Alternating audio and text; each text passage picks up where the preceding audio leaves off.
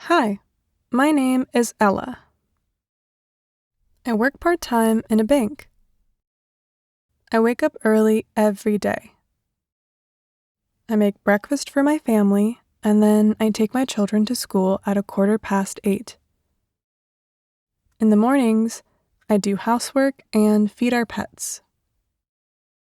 We have 2 cats and a dog. In the afternoon, I go to work in the bank. My husband picks up the children from school and cooks dinner.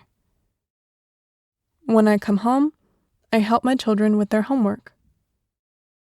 They go to bed between 8:30 and 9 p.m.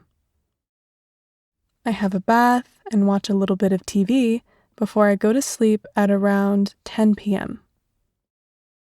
I don't have much free time during the week, but on the weekend, I like to go for a jog in the park and see friends.